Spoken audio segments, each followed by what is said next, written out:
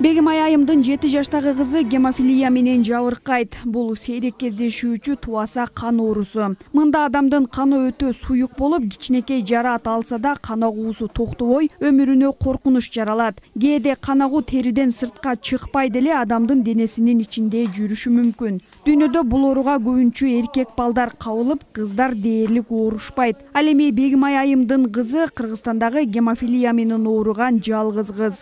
Жоқ, бұл орыны вообще білген емесмін. Ошо кроваттан жылганда эле путу шишип кеткен, ошол жерде кан уюлуп калыптыр, көрсөчү. Бул орыны гемофилия деген вообще өмүрүмдө уккан эмесмин да. Анан ошко келип жатканда эле ушундай оору деп кайра анализ алды да. Чыкпай, башы чыкпады да анализчи. Анан кийин Бишкекке жөнөттү. Бишкекте анализ алышты. Чыкпаган Москвага барып чыгарып келди. Бул оору боюнча мен эч нерсени билбейт элем. Кийин анализ чыгарып келген, анан кийин бул оору менен анан өзүм окуп, азыр интернет чыккан. Интернеттен окуп жүрүп анан өзүм билдим да эмне оору экенин. Энеге керек экен, анан билет экенбиз. Көп чуркаба деп айтам да, мунучу. Өзү эми билет кызымчы. Сен көп чуркасаң, жыгылсаң, ошо жериң шишип кетет. Ошо жер кан уюлуп калат, же канаганда токтобойт десең өзү билет. Кыргызстанда гемофилияга кабылган 400дөн ашык адам бар. Алардын 90дон ашыгы Ош облусунда. Бүгүн гемофилия коомунун өкүлү Ошко келип, ата-энелерге биринчи жардамды көрсөтүүнү үйрөтүп жатат. Оору менен жабыркагандарга канды коюлтуучу фактор деп аталган дары венага сайылат. Жамбашка ийне алганы болбойт. Бул дартка кабылгандар канды суюлтпай турган гана дарыларды ичет. Экенемде тасаңар бул пишит. Пишиганда сиз колуңуз бошой калса, бул кнопканы нуп бассаңыз өзү чыгып кетет. Гемофилия тукум куйт, бирок адамдан адамга жукпайт. Айрым учурда бул оору менен оорубаган үй бүлөлөрдө да төрөлгөн баладан аныкталып калышы мүмкүн. Ошондой эле оорунун жеңил, орточо оор формалары бар. Ата-энелер бул илдетке кабылган балага өтө аяр мамиле кылышат. Мектеп, бала бакчага бергенде да гемофилия тууралуу маалыматты беришет. Ал эми спорттун бир гана сууга сүзүү түрү менен машыкса болот.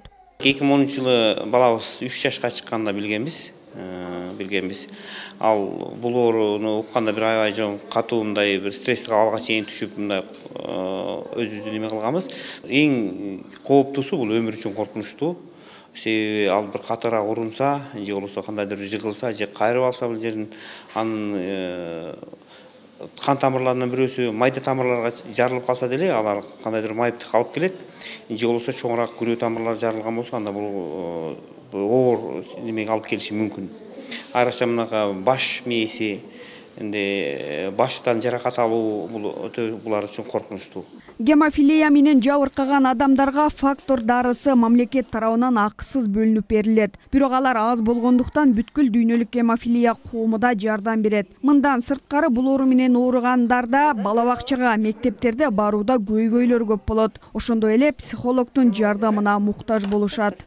Эркек балдар деген негизи ооругандыктан эркектер өздөрү намыскөй болушат. Анан психолог жардамдын керектигинин себеби анткени бул балдар көбүнчөсү школго, мектепке бара алышпайт. Анткени мектепке барганда бирөө түртүп кетиши мүмкүн, бирөө чаап кетиши мүмкүн. Ал бала чаап же түртүлүп кетсе, ал бала травма алганда бул жашоосунда кыйын болуп калат да.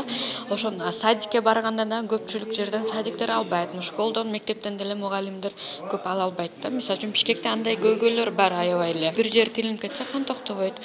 Андан тышкары биздеки эң чоң проблема эме болот. Стоматолог жактан болуп атат. Анткени баланын тишин жулдурганда кан токтобой калышы мүмкүн. Ал бизде биринчи орунда турат. Ошол стоматологияны бизге жакшыраак өнүктүрүш керек болуп атат да. Өлкөдө гемофилияны дарылоо Ош жана Бишкек шаарларында эле бар. Мындан улам гемофилия коому 7 облусту кыдырып, бул илдетке чалдыккандардын жакындарына алгачкы жардам көрсөтүүнү үйрөтүп, оору тууралуу маалыматтар менен бөлүшөт. 4-5 ноябрларда Орусиядан атайын дарыгерлер келип, акысыз кеңеш берилиши күтүлүүдө. Заягүл Болот кызы, Азам Бузреков, Бейтарап, Ош шаары.